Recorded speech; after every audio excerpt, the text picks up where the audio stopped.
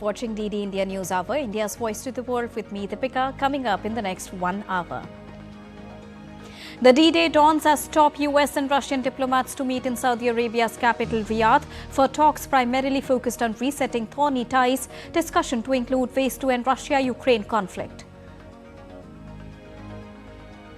European leaders in Paris emergency huddle ready to provide Ukraine security guarantees, warn against ceasefire without peace deal. In a rare gesture, India's Prime Minister Narendra Modi receives Amir of Qatar at Delhi airport to hold bilateral talks on trade, investment and energy, among others. And over 30 people killed, 15 others injured after a bus plunged into ravine in southern Bolivia.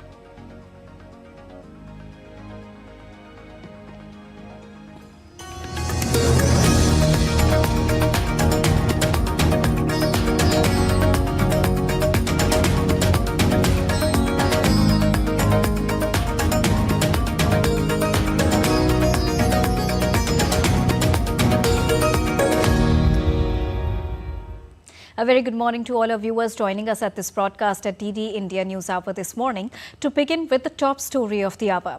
The United States and Russia's top delegates will meet in Saudi Arabia today.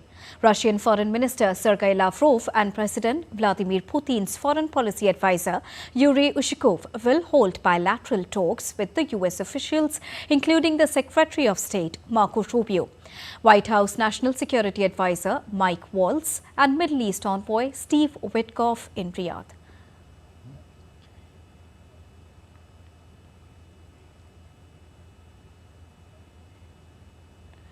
The US official said meeting was a step to determine if the Russians are serious about talks towards peace.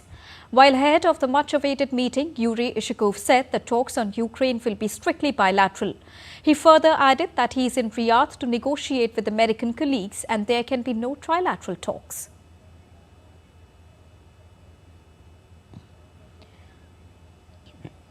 Yuri Viktorovich, how's your mood before talks? What is an ideal result? We'll see. The main thing is to start a real normalization of relation between us and Washington.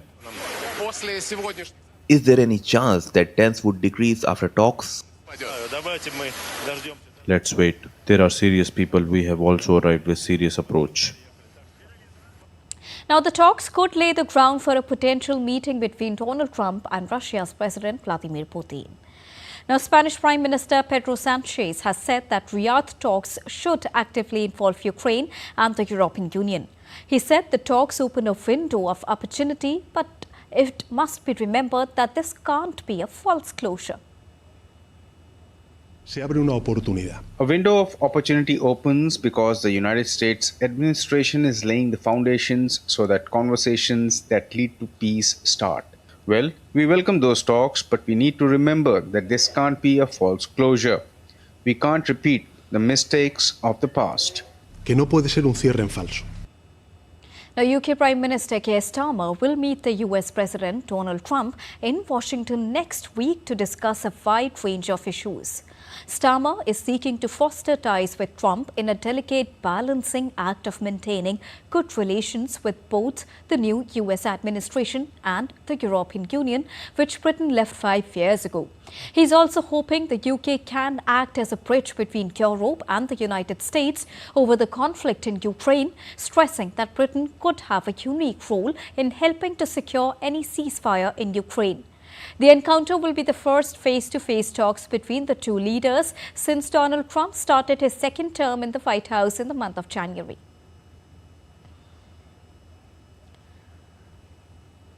The United Nations appealed for $6 billion to provide desperately needed aid to the people in war-ravaged Sudan as the African country faced an emergency of shocking proportions.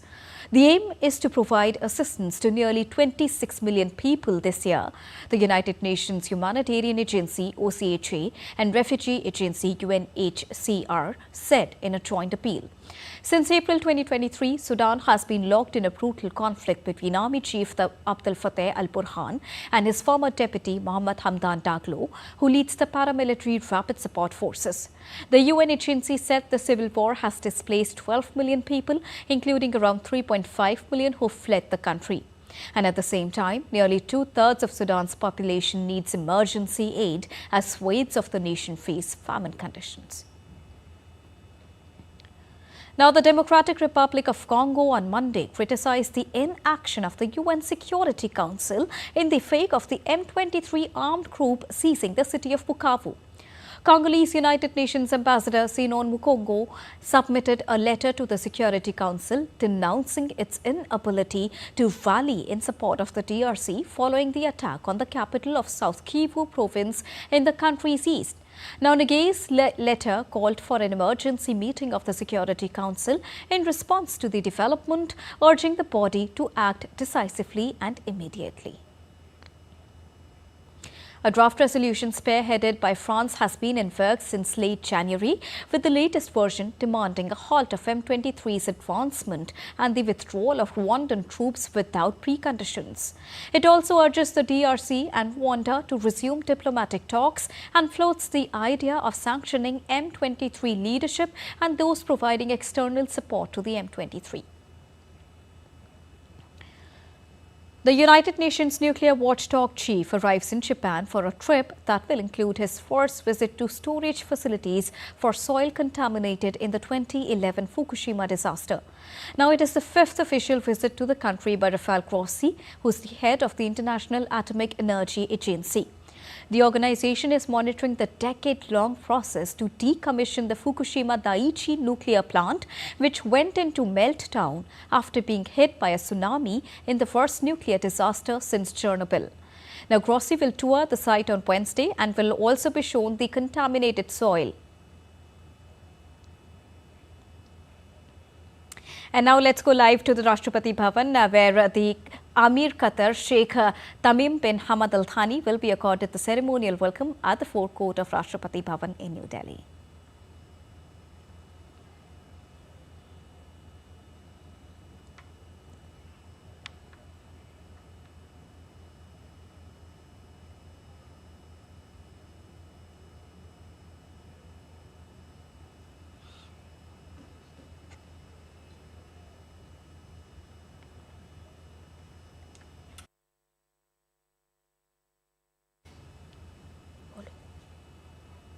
So there you can see in the visuals Prime Minister Narendra Modi, India's President Draupadi Murmu are welcoming Qatar's Amir Sheikh Tamim bin Hamad Al Thani, who is currently being accorded a ceremonial welcome at the forecourt of Rashtrapati Bhavan. Yesterday, in a rare gesture, Prime Minister Narendra Modi himself went to the Delhi airport to receive the Qatar's Amir, who's Sheikh Tamim bin Hamad Al Thani.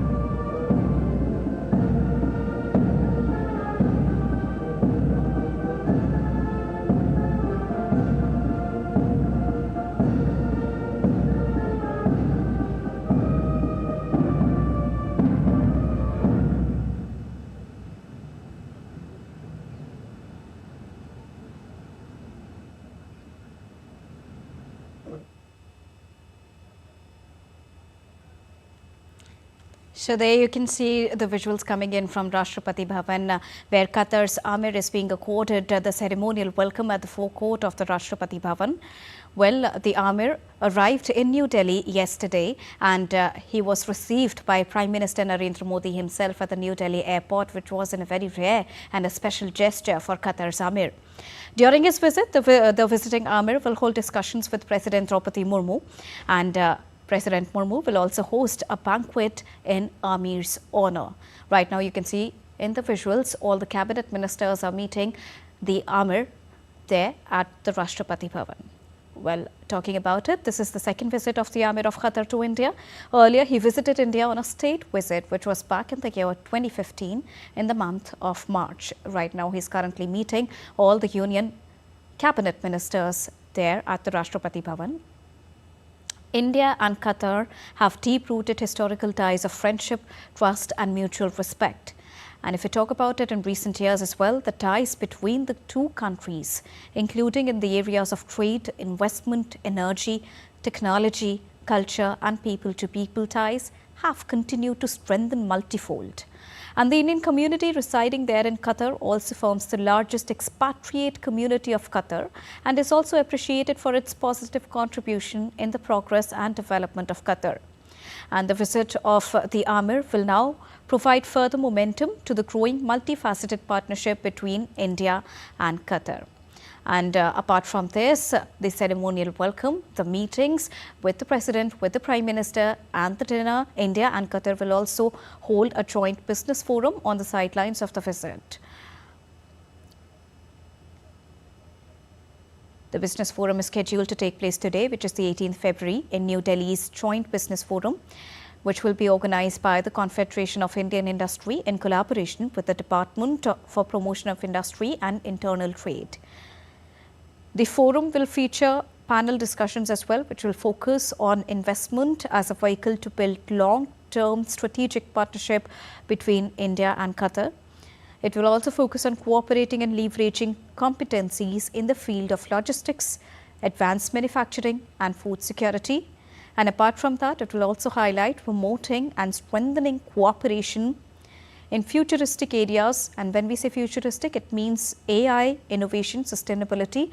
And the picture that is there in front of your screens is a promise that the future between the two countries will be bright, the bilateral ties will be even strong. So there you can see the ceremonial welcome which is being accorded to Qatar's Amir by the President of India, Rashtrapati Murmu, and Prime Minister Narendra Modi. Now, if you look at the discussion, what is the importance of the discussion? The discussions are focusing on enabling India and Qatari businesses and bilateral ties to explore joint ventures, including foreign direct investments, technology partnership and policy-driven collaborations. And apart from that, representatives from both the governments, which is India and Qatar, will lead the industry players and contribute in shaping a forward-looking trade and investment framework, apart from having a very strong bilateral relationship between both the nations. So there, the ceremonial welcome at the Rashtrapati Bhavan has now been completed, and the next step will be Hyderabad House for both the leaders. Now, besides, part of the visiting delegation is the Qatari Commerce and Industry Minister Sheikh Faisal bin Thani bin Faisal Al Thani, who met his Indian counterpart Minister Piyush Goyal this morning at the Joint Business Forum in the national capital. The two leaders there discussed greater economic integration between the two sides.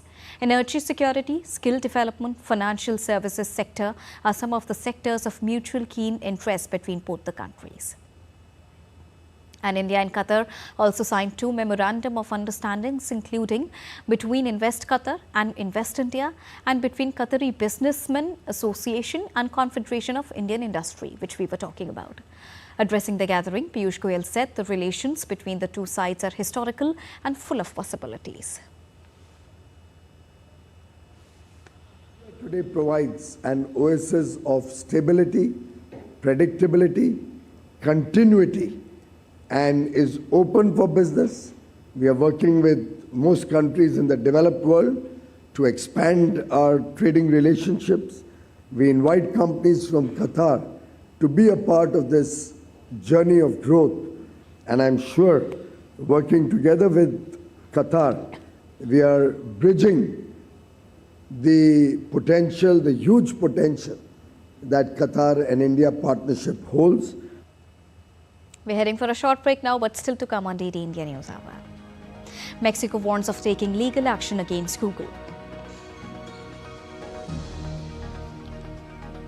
Germany all set to hold snap national elections on the 23rd of February.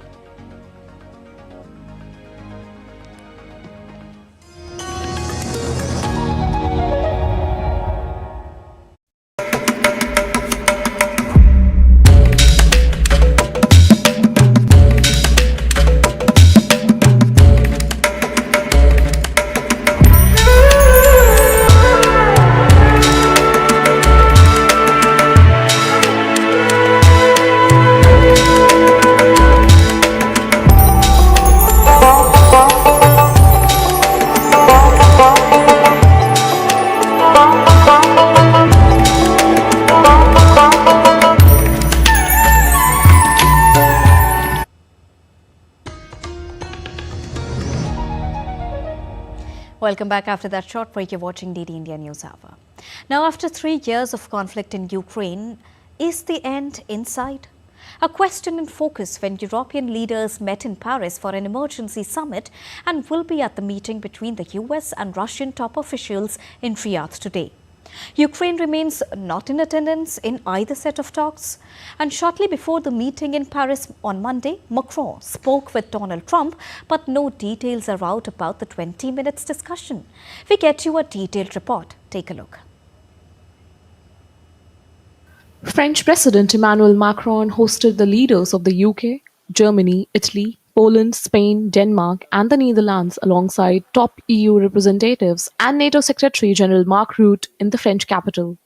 European leaders worry that Trump will freeze them out of peace talks with Moscow that will also exclude Kiev, fears that were heightened by meeting with the top diplomats from Russia and the United States in Saudi Arabia. The leaders in Paris weighed measures including ramping up defense spending to be less dependent on the US providing security guarantees to Kiev. I think all of us are aware that we need to support Ukraine more and stronger than we are today. I'm glad that all Nordic countries and Baltic countries are so supportive, but all Europeans have to step up when it comes to Ukraine and at the same time step up when it comes to defense spending at home. Because Russia is threatening all Europe now, unfortunately. German Chancellor Olaf Scholz too called for the unity between Europe and the United States on responsibility for the Ukraine security. He said talks on peace is welcomed, but it should not be a dictated one. Und sie muss und kann sich auf uns verlassen, dass das We welcome the fact that there are talks on peace development, but it must be and is clear to us. This does not mean that there can be a dictated peace and that Ukraine must accept what is presented to it. In this respect, we are working very closely with the Ukrainian president and Ukraine as a whole on these issues. abgestimmt mit dem ukrainischen Präsidenten. Kiev has already said it will not recognize a peace deal negotiated by the US and Russia if it is not involved in the talks. The European leaders were divided on the best way to respond to Trump's dramatic policy shift on Ukraine. UK's Prime Minister Keir Starmer said he was prepared to consider committing British forces on the ground if there's a lasting peace agreement. German Chancellor Olaf Scholz found the idea completely premature and highly inappropriate. There was no joint statement or major announcements after the Paris meeting, apparently left for forums like the EU or NATO. Bureau Report, DD India. Now, Israel has voiced its support for the US proposal to take control of Gaza and displace its Palestinian residents. This comes as US Secretary of State Marco Rubio continues talks in Saudi Arabia, pushing for the resettlement of Gaza's over 2 million residents. The conflict-ridden West Asia has become a hotspot for diplomatic efforts to find peace. US Secretary of State Marco Rubio met with Saudi Crown Prince Mohammed bin Salman and discussed proposal for the Palestinian residents to be resettled in other Arab nations and for the US to lead reconstruction of the enclave. Israeli Prime Minister Benjamin Netanyahu has reaffirmed his commitment to the US President Donald Trump's plan. However, Arab states remain opposed. In a regional summit expected later this week, countries including Egypt, Saudi Arabia and Jordan will discuss alternative proposals. Egypt and Jordan have reiterated support for a two-state solution, calling for an independent Palestinian state. في زيارتي لواشنطن. Unfortunately, what they don't understand or they can't understand. Let me reiterate our firm position: no to displacement in Gaza and the West Bank, and the reconstruction of Gaza without displacement. I stress the importance of working to reduce the escalation in the West Bank, and that a just and comprehensive peace based on the two-state solution is the only way to achieve stability in the region. In Israel, families of hostages still held in Gaza marked 500 days of captivity on Monday. Holding banners reading "Home Now" and pictures of their loved ones, they continue to demand their release. 73 hostages still remain in Gaza, including 5 foreign nationals. It's been already 500 days that hostages are being held in Gaza. We come here every week in order to support the families, in order to show that we are with them and they have someone to count on to keep pushing and pressing until we have all hostages back. Today is about 500 days since they were kidnapped to the tunnels of Hamas. There are here more than 10,000 Israelis fighting for that in front of the house of Benjamin Netanyahu in Jerusalem, symbolically the name of the street named Gaza. And we will not stop until the last hostage is back home. Released hostage Eyar Horn, who was freed on Saturday, made a heartfelt appeal calling for the return of his brother still in captivity. Horn was one of 3 hostages released earlier this week. Meanwhile, Israel's Security Cabinet convened to discuss the next phase of the fragile ceasefire, which is still under negotiation. Israeli troops have begun withdrawing from some border villages in southern Lebanon following a truce brokered by Washington. Lebanon's government has insisted that Hezbollah must surrender its weapons, declaring the state's sole rights to bear the arms. Hezbollah, however, continues to defy this demand. Aarti Rana's report for DD India. In Canada, a Delta Airlines regional jet was flipped upside down after landing at Toronto Pearson International Airport. The incident left 18 people injured, including a child in critical condition. In Washington, thousands... This airplane just crashed at 23. Second Mike Tango Medevac. Not sure what the plan is here. Just give me a second. Yeah, we've got it. The aircraft is upside down and burning. The plane, a CRJ-900 operated by Delta's Endeavour Air subsidiary, was carrying 80 passengers and crew members from Minneapolis-St. Paul. The aircraft touched down shortly, but things quickly took a terrifying turn as it landed and flipped upside down. When I was grabbing lunch, I hear people at the table behind me saying there was an accident at Pearson. What? And then someone at the end of the bar said, yeah, the plane flipped over. I'm like, what? Emergency crews rushed to the scene as flames briefly erupted from the plane. Despite the plane being overturned, all 80 people on board survived the crash. The airport was closed for more than 2 hours as emergency operations were underway, causing significant delays and diversions to other airports. Well, I found that we were getting constant sayings on the intercom saying that there's a delay, etc. But everything seemed to be very normal. That's what I found really odd. It was people were taking it in stride. Okay, everybody's expecting a delay, but it won't really affect us. Canadian and US safety officials are now investigating the cause of the crash. The cause of the crash is still under investigation and being led by the Transportation Safety Board. It's not appropriate for us to comment at this time. At this time, we believe all our emergency response went as planned. We will, however, be conducting a review. This is an active investigation. It's very early on, It's really important that we do not speculate. What we can say is the runway was dry and there was no crosswind conditions. This crash follows a series of recent aviation accidents across North America. Aarti Rana's report for DD India. Now, Mexico has warned it will take legal action against Google if the tech giant continues to label the entire Gulf of Mexico as the Gulf of America. President Claudia Sheinbaum said her government had written again to the U.S. company, arguing that President Donald Trump's executive order on the subject only applies to the part of the continental shelf belonging to the United States.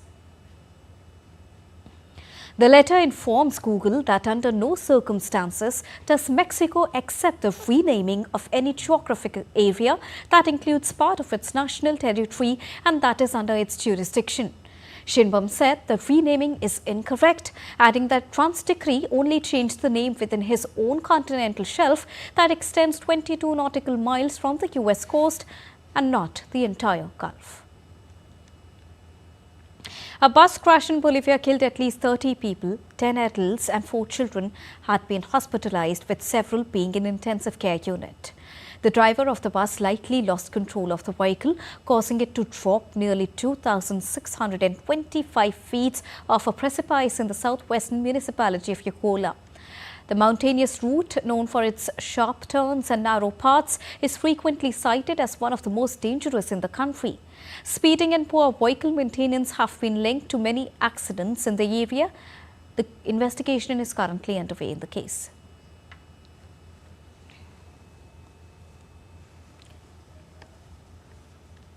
Well, Germany will hold a snap national elections on the 23rd of February following the collapse of Chancellor Olaf Scholz's three-way coalition.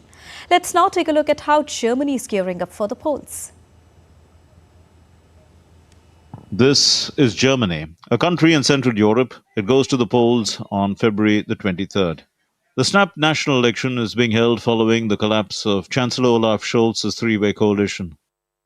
An online tool has been developed to help Germans with their voting preferences. The Wahlomat, in English Electionomat, provides a survey of various topics for German voters to find out which parties best fit their political opinions. Many of my friends don't even know who they want to vote for yet, and like myself, I don't quite know what I want to choose either. I would like to help them with the Electionomat and hope that it will make it much easier for them to make their decisions. For all those voters who are eager to vote fast, early voting is available by submitting postal election forms in person. Robert Habeck, Germany's economy minister, and the Green Party's candidate for Chancellor cast an early vote in the country's general election in Flensburg on February 7. I have already exercised my right to vote, which is because I still have to campaign and can't be in Flensburg myself on 23rd. Postal voting has been an option in Germany since 1957 election, when less than 5% opted for it. During the 2021 elections at the height of the COVID pandemic, the number rose to almost 50%, from around 28% in the 2017 election. I actually vote by post regularly, but this year is particularly important for me because I'm going on a holiday, which I've been planning for a long time and won't be back until after the election. That is why I'm glad that I was able to vote here at the postal voting center. For many young Germans, voting will be a first-time experience. I think it's quite difficult to decide. It's a very polarized debate at the moment, and many people don't know how to position themselves. Germany has two centrist Big Tent parties, Scholz's center-left Social Democrats and the opposition Conservatives, an alliance of the Christian Democrats and the Bavarian sister party, the Christian Social Union. Both have lost support in recent years, with smaller parties such as the Greens and the far-right Alternative for Germany gaining ground. The SPD, Conservatives, Greens and AfD are all fielding candidates for Chancellor. Also running are the pro-market Free Democrats and the leftist Sahara Wagenknecht alliance, who are all at risk of missing the 5% threshold to make it into parliament, according to opinion polls. This election is taking place against a backdrop of a series of deadly attacks which have heightened pressure on the mainstream parties to reform immigration and asylum rules. Who will be the next chancellor and will the issues be resolved? This remains to be seen. Bureau Report, DD India. Now, with less than a week before the vote, the main candidates for Chancellor answered questions by the audience members on live television. Well, it was the first time in this election campaign that these four politicians came together in one live television event. The debate tackled the topics of immigration, economy, Ukraine and defense, housing and pensions. Current German Chancellor Olaf Scholz, whose party is third in current polls, reiterated the need for controlled migration alongside Germany being a country open to offering protection to the refugees. Conservative Party leader Friedrich Merz, currently leading in the polls with his party, said he was in favour of reducing the state's social benefits to secure the minimum subsistence level to zero for specific cases.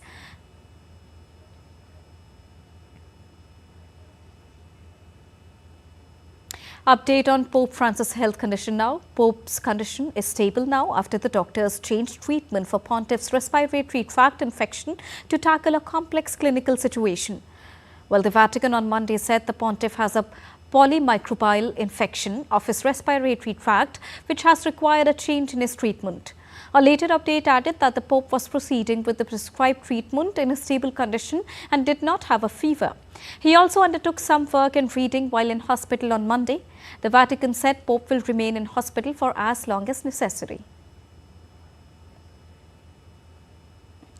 The 88-year-old Pontiff has been suffering from a respiratory infection for more than a week and was admitted to Rome's Gemelli Hospital on Friday. We are heading for a short break. We'll be right back.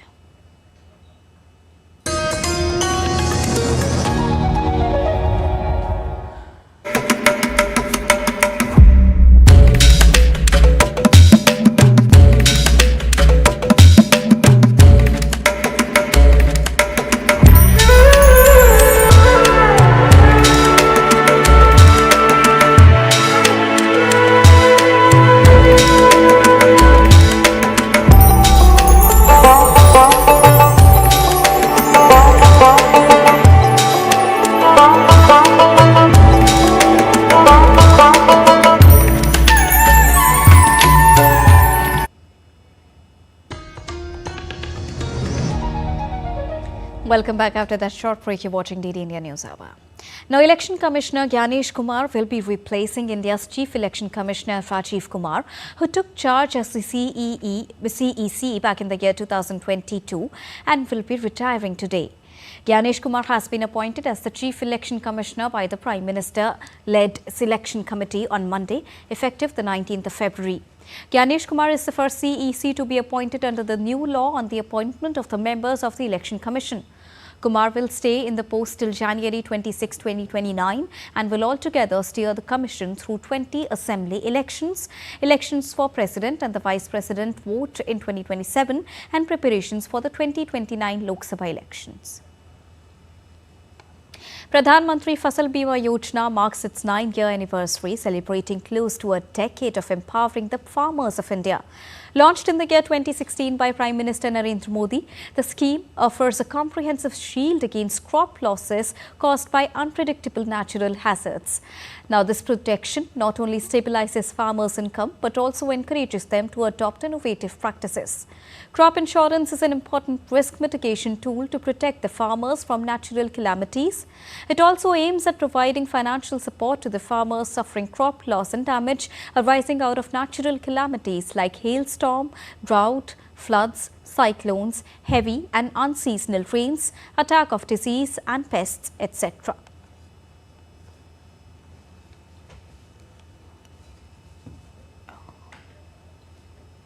Now, Bastar district in the central Indian state of Chhattisgarh was once gripped by the fear because of Naxal insurgents. But now it is scripting a new chapter of transformation. The combined strategies of the central and the state governments over decades, along with intensified operations by security forces, have shaken the foundations of Naxalism. DD India's Somesh Patel reports. Take a look. Security forces in Bastar are relentlessly striking against Naxal insurgents. As a result, in 2024 and the early months of 2025, they have achieved significant success. According to data, in the past 13 months, 305 Naxals have been killed, 1,177 have been arrested, and 985 have surrendered. In Chhattisgarh, within the first 40 days of this year alone, 87 Naxals have been eliminated in encounters, with 71 of them falling in the Bastar region.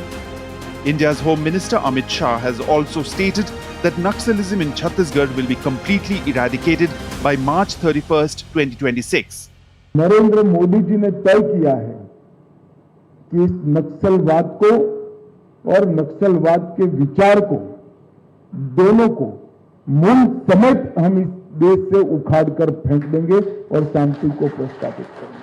पूरे देश में नक्सलवाद को समाप्त करने में नरेंद्र मोदी सरकार को सफलता मिली है और मैं आपके प्रदेश में कहकर आया हूं 31/3/2026 के दिन को नक्सलवाद को इस देश से आखिरी सलाम करने का समय सुनिश्चित कर दिया गया है।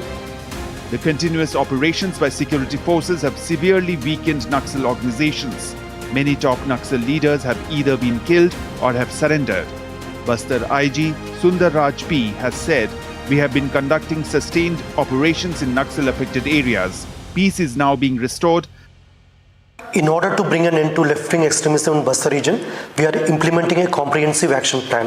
In the recent months, special forces like DRG, STF, Bastar Fighters, Cobra, CRPF, BSF, ITBP, SSB, CF and other local forces have conducted effective operations against the banned and illegal Maoist outfit.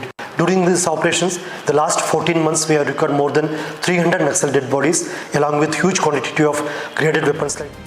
With the decline of Naxalism in Bastar, a new wave of development is emerging.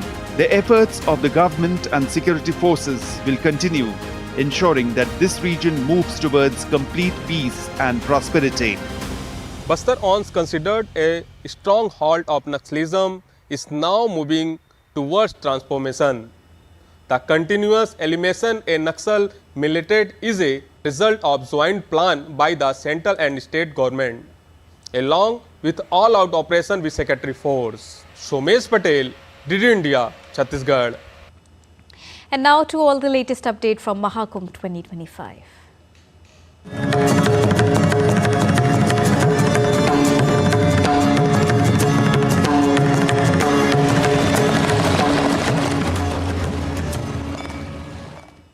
The Maha Kumbh 2025 in Prayagraj has drawn an overwhelming number of devotees to the sacred Triveni Sangam, which is a confluence of river Ganga, Yamuna and Saraswati. Displaying unwavering faith and devotion, more than 50 crore pilgrims have already taken the holy dip, seeking spiritual purification and blessings. Even after the completion of 3 main Amrit Snans, which were Makar Sankranti, Mauni Amavasya and Basant Panchami Snans, the enthusiasm of the pilgrims remains undiminished. People from all across India and the world continue to arrive daily, making the Maha Kumbh a global spiritual spectacle. The Maha Kumbh 2025 is not just a religious gathering, but a reflection of the rich spiritual heritage and enduring of faith of millions of devotees. As the sacred waters of the Triveni Sangam witnesses history, the event continues to inspire devotion, unity and cultural pride. A 3-day international bird festival held to promote environmental conservation and biodiversity in Maha Kumbh. The main objective of this event is to make environmental lovers, ornithologists and devotees aware of the rare species of birds and raise awareness towards their conservation as well. Thousands of migratory birds from 10+ countries including Siberia, Mongolia, Afghanistan have reached the banks of Ganga and Yamuna. This international bird festival is a unique amalgamation of India's culture, love for nature and scientific outlook, which will become an inspiration for environmental conservation in the future. And now let's take a look at other stories making news around the country in brief. In a commendable gesture of service to the local community, authorities organized a free medical camp in Srinagar's Jammu and Kashmir. The camp aimed at providing essential healthcare services to the residents, especially in remote and hard-to-reach areas where access to medical facilities can be limited. The camp was set up to offer a wide range of medical assistance, free medicines and basic health checkup. Taj Mahotsav, one of the most eagerly awaited festivals, begins from the 18th of February at Shilpagram near the eastern gate of Taj Mahal.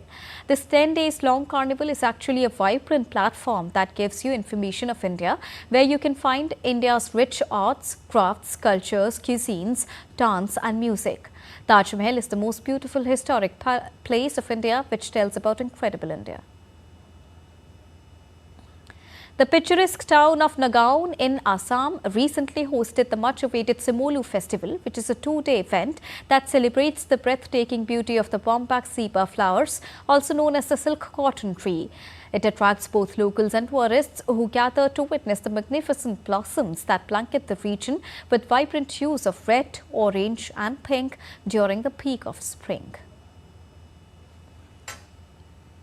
Gold coin withdrawal ATM in Tirupati, Andhra Pradesh becomes a major attraction at International Temples Convention and Expo. Located at the venue of the Grand Expo, this unique ATM allows the devotees to withdraw gold coins as a form of donation to the temples, transforming the way people make religious offerings. Now, devotees can easily use their debit or credit cards to make withdrawals. The gold coin ATM has garnered widespread praise for its novelty and ease of use.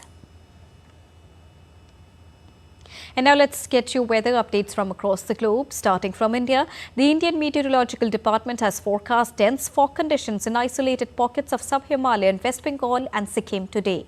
The Weather Department also said that parts of northeastern state of Assam, Arunachal Pradesh, Meghalaya, Nagaland and Manipur can experience thunderstorms accompanied by lightning today. Also, parts of Jammu and Kashmir, Ladakh, Uttarakhand and Himachal Pradesh can witness scattered light rainfall or snowfall during the day today. IMD also forecasted light drizzles for national capital Delhi till Thursday. At least 11 people have died as torrential downpours over the weekend drenched parts of the southeastern US, submerging roads and houses. Hundreds of people have been stranded. Kentucky, Georgia, Alabama, Mississippi, Tennessee, Virginia, West Virginia and North Carolina were under some type of storm-related alerts over the weekend. Almost all of these states also suffered catastrophic damage in September from Hurricane Helene. The rapid influx of rain caused river levels to rise quickly and trapped vehicles in feet of water, images posted online show. Hundreds of roads were closed, hundreds of thousands of homes ended up without power. And the heat wave struck Rio de Janeiro less than 2 weeks before the world-famous festival, impacting construction workers currently assembling the festival's installations and raising concerns about the smooth running of the event. Rio de Janeiro reached a record heat level of 44 degrees Celsius on Monday, triggering the Heat 4 alert for the first time. The Heat 4 alert is activated when temperatures between 40 and 44 degrees Celsius are expected to persist for at least 3 days. City officials recommended that residents avoid direct sun exposure and implemented protocols for hydration and emergency care. The intense heat has been compared to desert-like conditions affecting daily life and work, with residents describing it as unbearable. We're heading for a short break. We'll be right back.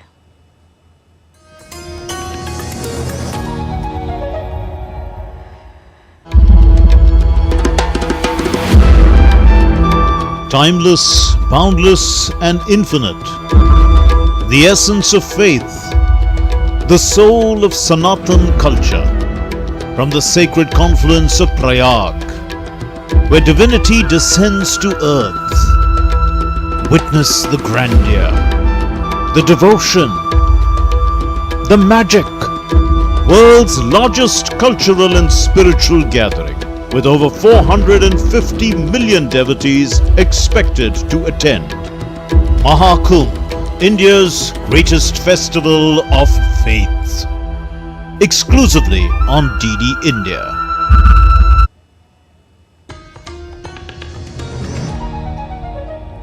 Welcome back after that short break. You're watching DD India Newshour. It's now time to get you all the latest from the world of business. India's export performance is showcasing impressive growth and resilience. In January 2025, the country's total exports surged to $74.97 billion, marking a significant increase from the previous year. With strong growth across key sectors such as electronics, pharmaceuticals and gems, along with jewellery, India's export story is becoming a symbol of optimism. In the next report, we take a closer look at the remarkable progress and what it means for India's position on the global trade map. India's export story is one of growth, resilience and optimism. January 2025 saw a significant leap in the country's trade data. Total exports for January 2025 stood at an impressive $74.97 billion, clocking an increase from $69.72 billion in January 2024. Overall, April 2024 to January 2025 total exports up by 7.21%, totaling $682.59 billion, thus an increase of $46 billion. With an average monthly export of $70 to $75 billion, India's exports will exceed $800 billion in 2025-2026. The surge was led by a remarkable jump in electronics, pharmaceuticals and gems and jewellery exports.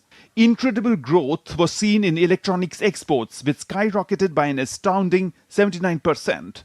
India's manufacturing capabilities in this sector are becoming globally competitive thanks to the government's production-linked incentive scheme, driving more investment and innovation.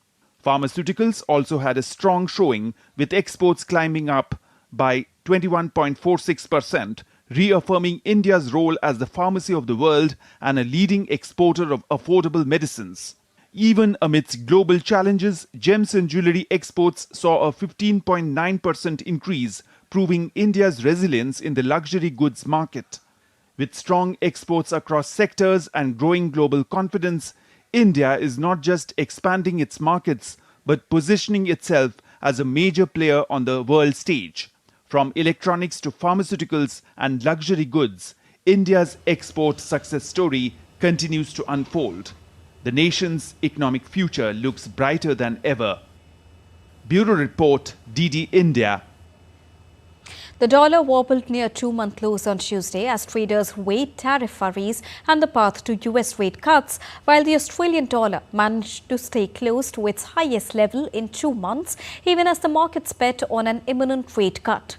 The yen held on to its recent gains as strong growth data bolstered odds of the Bank of Japan raising interest rates again this year, with July seen as a live meeting. The Australian dollar eased 0.17% on the day, but still close to the 2-month high of $0.6374 it touched on Monday, ahead of the policy decision from the Reserve Bank of Australia, with markets pricing in a 25 BP rate cut. Asian shares and the dollar steadied on Tuesday as traders waited on a rate cut in Australia and company earnings in China, while European shares marked record highs on the prospect of ramping up defence spending to back any Ukraine peace deal. And now update from the world of sports, to begin with cricket first. With an eye on Champions Trophy set to start from Wednesday, the Indian men's cricket team was seen sweating it out in practice session in Dubai on Monday. Reigning T20 World Champions India have made the finals of the last 3 ICC events, and Rohit Sharma's team signalled their fine form by winning 7 of 8 limited overs matches against England. Runners-up in the 2023 ODI World Cup on home soil, India boasts one of the world's most destructive batting lineups, but will be without pace spearhead Jasprit Bumrah, who's been laid low by a back injury. Meanwhile, Seema Mohammad Shami's impressive return to action in the home series against England was a big relief for Rohit.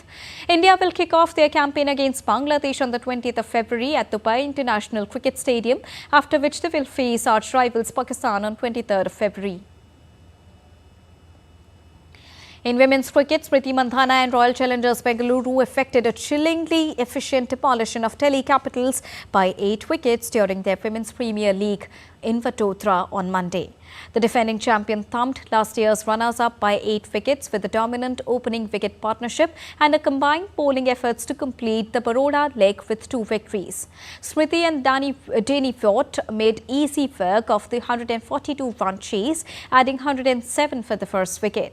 The skipper played the role of the aggressor, taking on Delhi Capital's bowling unit and muscling shots all across the ground.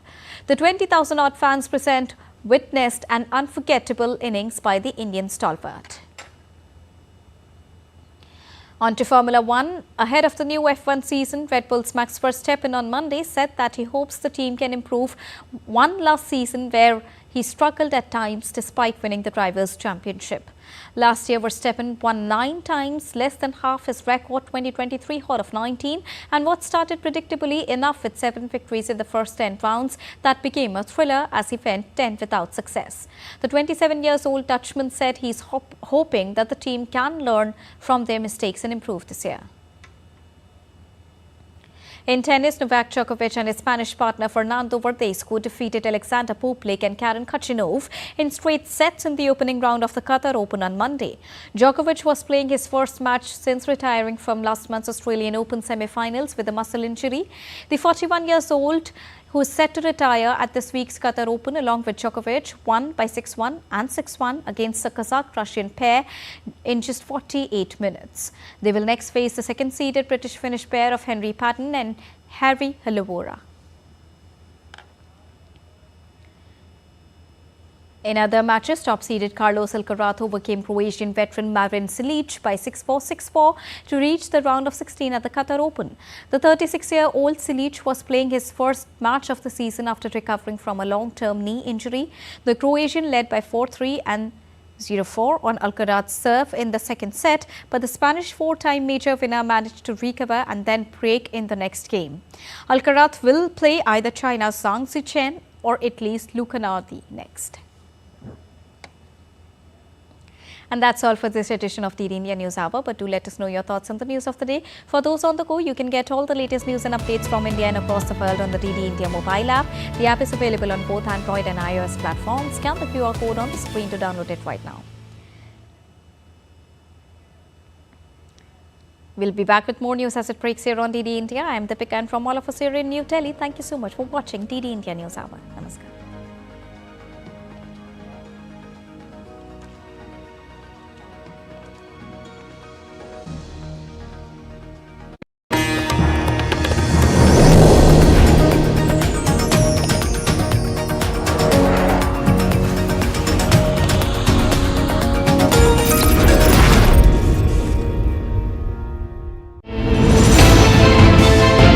Geopolitics and trade deals, economic challenges amid development, hard work and the path to prosperity.